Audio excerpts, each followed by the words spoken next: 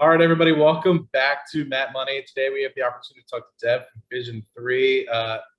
We'll probably set the context here. Uranium spot prices are up almost 100%. They've retraced slightly, but they're still in the 50s per pound, and that's huge compared to where we were just over a year ago. To introduce Dev a little bit, he's an expert in natural resources and energy markets, more specifically focusing on uranium. Huge track record. Which you might go into. Currently, he's chairman and CEO of multiple companies, and this capacity has grown. A bunch of different junior resource companies also helped discover the Triple R in Patterson Lake, which is a huge discovery that is currently going under development. And another company that he has huge ownership of, which is Fission Uranium. Few accolades for you, Dev, that you've probably heard many a times. Mining Person of the Year, Entrepreneur of the Year finalist, Dealmaker of the Year, Excellence Award, and of course the main one that I like to highlight is the leader of the Triple R discovery. Thank you. So uranium spot price is almost 100% up since this time last year. From your perspective, do you see demand increase as part of the transition towards greener energies to align with the 2015 Paris Agreement, or normal diversification of energies and countries? And also, feel free to introduce yourself a little bit more if I didn't. Well, first of all, thanks for having me on. And first of all, I think awards are great, but I think everybody that's got them know that you don't get there on your own. And I wouldn't, without Ross McElroy and the team with Ray and others, I raise money and they have to do it. So it works both ways. But those awards were shared. The sector, it's what we're seeing today in May of 2022 is a clear disconnect between the price of the stocks and the commodities. Literally with Fission 3.0, we're almost trading back before the big move. Most of us who follow the uranium sector will tell you sometime the end of August, the price started moving up, and that was because the amount of the commodity was being bought up by SPUT, which is a Sprott Asset Management Group's their own version of Yellowcake, where they were physically buying. They took over UPC, which was a uranium participation fund, but they were a bit more a different style of buying uranium, let's put it that way. Whereas Peter Groskopf, who took us public, is far more aggressive. They went from 300 million, they went to 1.3, now 3 billion. So they started buying but where was this money coming from? Where was this billions coming from? They were coming from other fund managers who saw the massive shift happening worldwide, which was that governments are waking up and realizing that they can't keep kicking the can down the road and selling this dream that somehow that intermittent energy could take care of needs. And the poster child of that is obviously Germany. They were going to spend $1 trillion to connect all their solar and wind power, and they spent most of that money, and they connected, it's not 3,900 kilometers, 1% of where they wanted to go, and it's still a massive disaster. And so now they're having to buy coal from Russia, gas from Russia, natural gas. So I think governments see examples like that where now pollution's gone up 25%.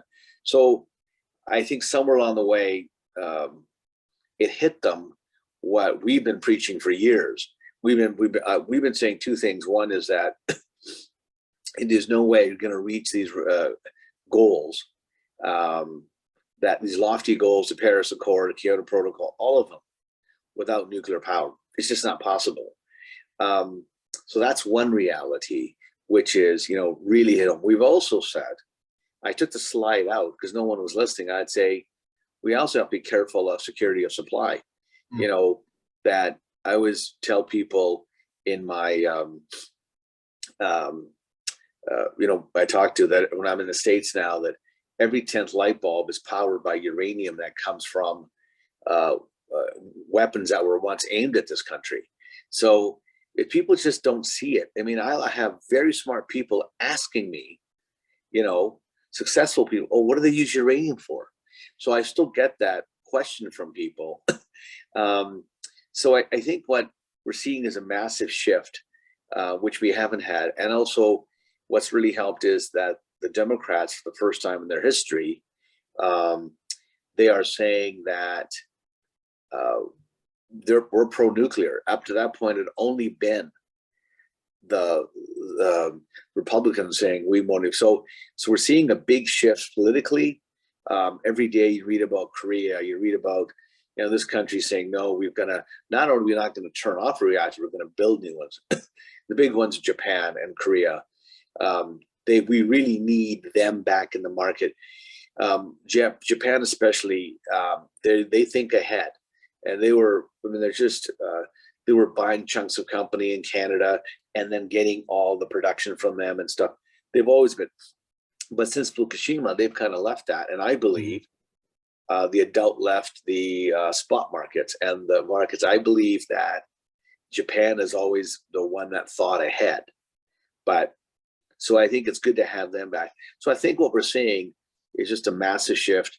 It's reflected in the spot price.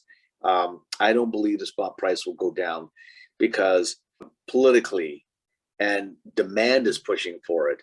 Let the cryptocurrency world alone, for example, you know, 2 years ago, I know what the stats are now, they were using as much energy as a country of Morocco, right? So where are we going to get it all? And if we intend to go this electric world, we intend to use cryptocurrency, then we have to either use generators, diesel, oil, or where we are, right? So that's what's happened, and that's reflected in the funds flowing into the Sprott Physical Uranium Fund, which bought the commodity, and the stocks went up. However, recently, as you know, we're seeing a massive drop in the markets, and that's reflected. So we're living right now in fear. So, but the thing is, it's a massive opportunity for people who say, okay, if uranium, if nuclear power is a part of the green solution, how do I get in? Well, you can buy stocks, you know, that the commodity may have doubled, but the stocks haven't. Mm-hmm. They've all come back down very significantly. And that's people are just scared of owning equities. They're worried about inflation. So those are the kind of things that's what's happening now. So we've got this green shift, but we're seeing how the interest rates are hurting all the markets and kicked all these. So it's a massive opportunity for investors. Yeah, I agree. It's definitely got me excited for sure. When I first started covering uranium companies about a year ago, as you know, the price was significantly cheaper than what it is today. And it was like that until probably 2013, 2012, right? And that obviously was on the tail end. Obviously, at 2008, you had that big spike. And then, you know, towards Fukushima, a lot of people started kind of pulling themselves out of the market, as you said. And it kind of remained dormant at that $25 to $30 range until more recently. But like you said, you do see companies kind of rethinking, or sorry, countries rethinking their position. Do you think Germany's going to kind of come back into the picture as well? Or do you think, is there any other country? I know you mentioned Japan and Korea. Have you heard any rumblings of other countries also? Oh, absolutely. I mean, I can send you a list of them.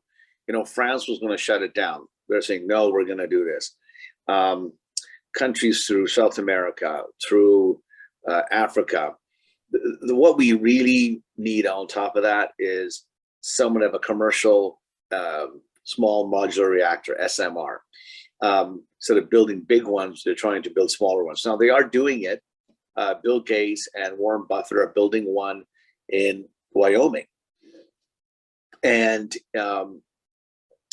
they're replacing a massive coal a deposit there and production with nuclear. So you are seeing it. These small modular ones are a big game changer because you've got, take for example, you know, Rolls-Royce in UK. They've got their funding and they're moving ahead. I know the Chinese CGN has been working on this for a very long time. I've been, this is 2000, I think it was December 2015 that I went to their scientific center when they were thinking about doing an investment. They wanted us to do a show and tell, and we did. It was amazing. So there are different players that I think if we get the SMRs, it's a big game changer for smaller countries. And especially for things like, anywhere like the North Sea where they're using diesel oil, that would be a natural place to have a small SMR. Yeah, and I think exactly everything that you had said, also with the huge spike up in natural gas, where I think people were obviously transitioning from more heavy petroleums like oils. They were thinking, okay, natural gas would be a good kind of transition fuel. But with, obviously, we've seen prices spiking up, $2.50 Henry Hub in just the US alone to over $7. And it's going, asymptotic. I mean, it's going, a huge spike up. Who knows where it's actually going to end? And then not to mention the EU prices. I think you're going to continue to see if that kind of stays where it's at, a lot of reliance back and a lot of people in the EU kind of backtracking on what they had previously said. So I agree with you. Now, I want to get a little bit more into the details about what you're working on. You focus on the Athabasca Basin, which is obviously one of the most prolific uranium hotspots in the world. 8 to 10 times the average uranium percentage in most basins and mines. Home to the Triple R discovery, which you so helped with that. Cigar Lake, McLean Lake, all these great discoveries. Really curious, now that you've led the discovery of Triple R with Fission Uranium, you turned that into a $500 million company today. Fission 3 has assets around that Triple R discovery and 3 other areas within the Athabasca Basin. Is there a plan to replicate that same sort of model?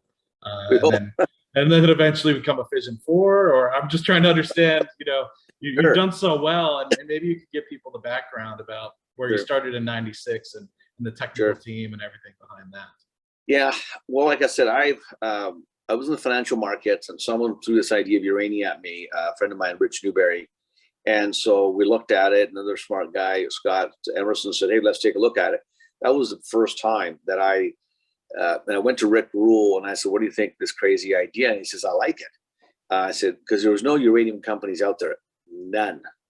There was chemical, and there was chemical. There was, and at that time, Lucas Lundin was starting what's called IU. It was International Uranium Corp, IUC, which eventually merged with Denison, and that's where they are today. And really, I'm a contrarian. Rick Rule always says that you are a contrarian or you're a victim. So right now, people should buy uranium stocks if you're contrarian. So we got into it. We had a nice big run, but then we had Briax things. Then we kicked back things in 2005 and 6. Essentially, if you bought a share of Strathmore, today you would own 4 different shares of different companies.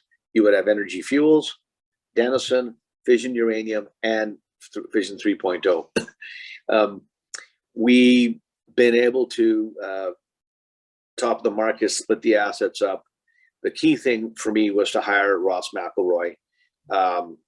Ross came in, and within a year, he made a discovery next to Hathor. We eventually packaged that up and sold to Denison. But just as we were doing it, we made a discovery at that point on the west side, which shook everybody's brains out, because part of that, everybody thought every major deposit had to be on the east side, and it had to be at the unconformity.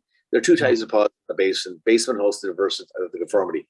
The unconformity is where the sand, like a milkshake, sits on top of a hard rock, and where the 2 meet, they call the unconformity.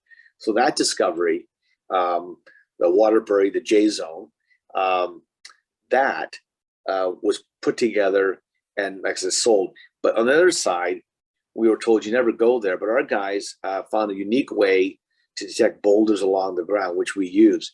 And we found the boulders, and eventually 16 holes later, we hit our discovery hole.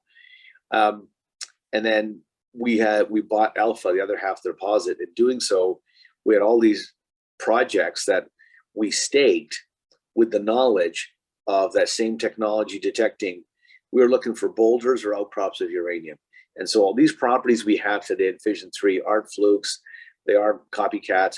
Our team is specifically looking for boulders or using old data to find good targets.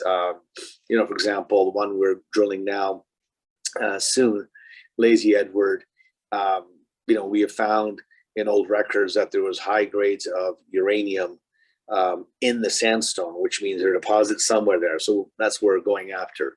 So everyone has a reason. It's not just because we bought land.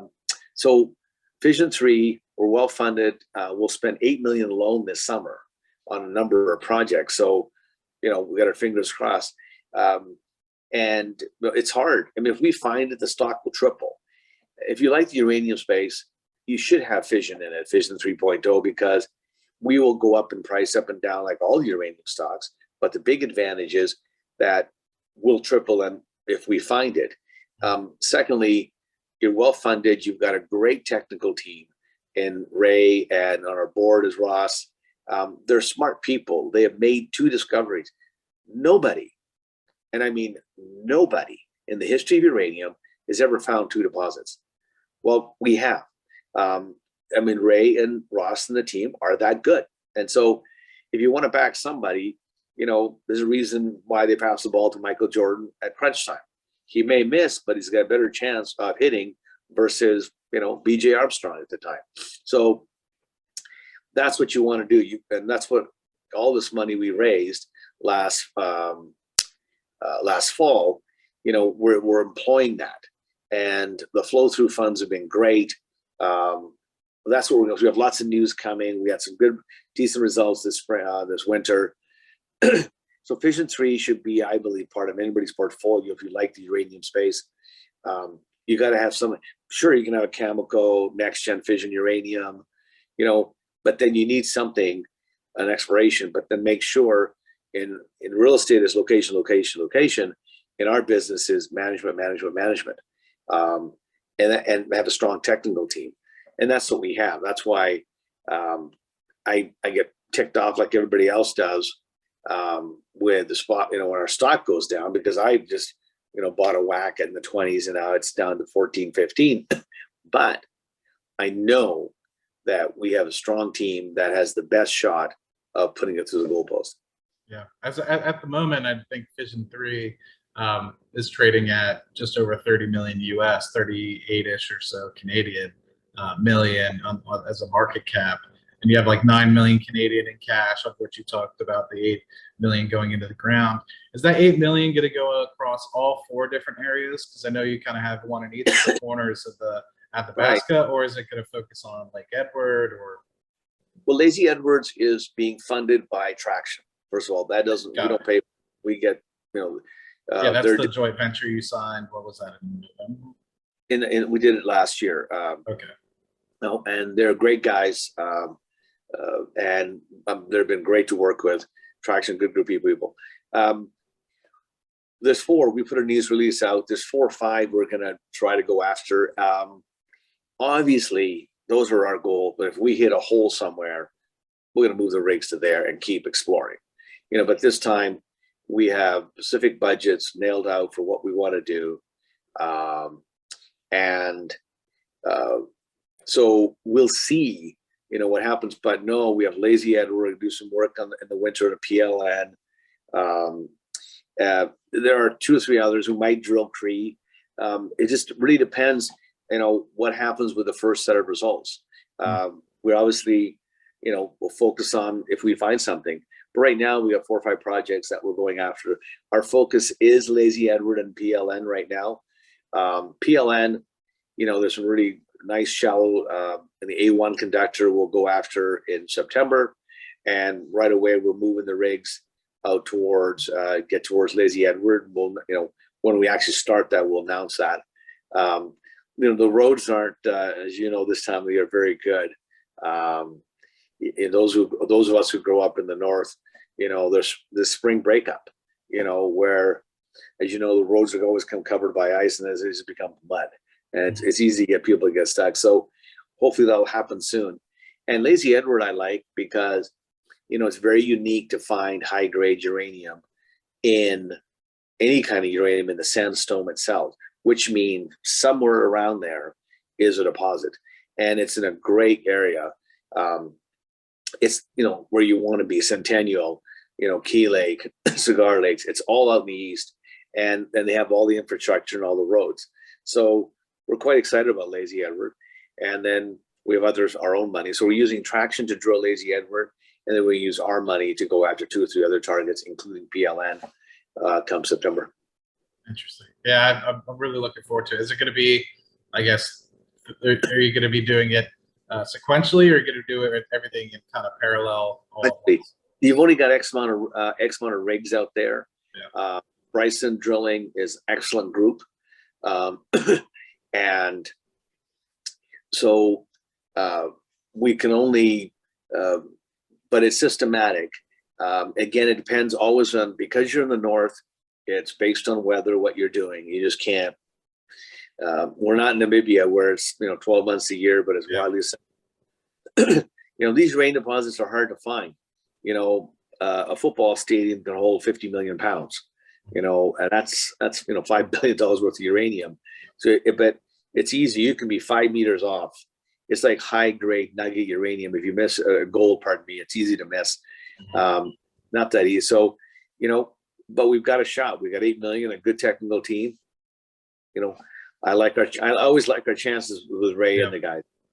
Well, I really appreciate your time, Dev. I hope everyone takes an opportunity to look at Fission 3 on the OTC markets. It's FISOF, and on the TSX, it's FUU. Dev, I really hope to have you back on the channel again. I really love looking at the Athabasca Basin and yeah, it's exciting, man. I really hope that you guys find something. Well, thanks.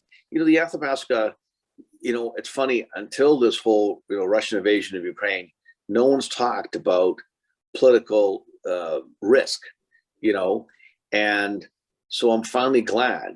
You know, to me, look, if I had my druthers, sure, I would love to be in Kazakhstan where their cash costs are 10 or below. I believe that typically high-grade deposits in the Athabasca are 20 or below. You get to the United States, I believe they need, their cash costs are close to 50 in my view, and so they need 70, 80 before they start turning on taps. So it's a great place to be at Athabasca because of the grades. And it's also got a pro-mining government. In general, there's been peace with First Nations issues. You know, they have a very clear system. You know, people don't realize when you go start drilling, you got to talk to trappers, fishermen, all the stakeholders, even though the nearest community is, you know, 120 miles or 200 kilometers away. It's engaged. It's not an easy process, but it's thorough. And if you follow it, you're fine.